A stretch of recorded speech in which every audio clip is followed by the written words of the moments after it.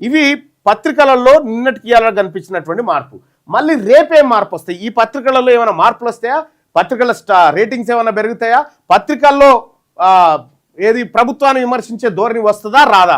ఈ పత్రికలు కరపత్రాలుగా మారిపోతాయా ఏంది అనేది చూడాల్సినటువంటి అంశం.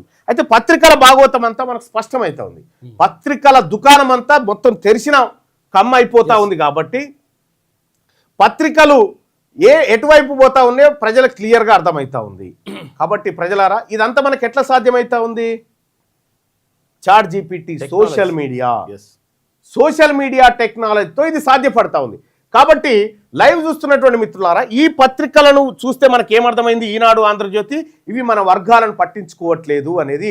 ఈ తెలంగాణలో ఉన్న 190% మంది ప్రజల సమస్యలు పక్కకు పెట్టి 10% ఉన్న వాళ్ళ సమస్యల గురించి ఈ రెండు పత్రికలు మాట్లాడుతూ ఉన్నాయి అనేది స్పష్టంగా అర్థమైంది. ఇవాళ ఆంధ్రప్రభ పేపర్ అట్టర్ ప్లాఫ్, వార్తా దినపత్రిక గోడ మీది పిల్లి.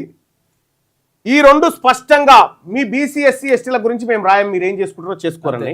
సాక్షి దినపత్రికనేమో నేను ప్రజల గురించి రాయను, ప్రభుత్వాన్ని జోక్తా అన్నది.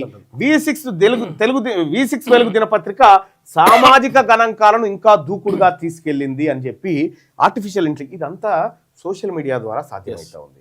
సో ప్రజలారా, సోషల్ మీడియాలో ఆర్టిఫిషియల్ ఇంటెలిజెన్స్ అనేది చాలా ఇంపార్టెంట్. చాట్ జీపీటీ ద్వారా మీరు సమస్తం ఎవడన్నా కుట్ర కుతంత్రాలు చేసినా కూడా ఈజీగా పసిగట్టవచ్చు అన్నట్టు.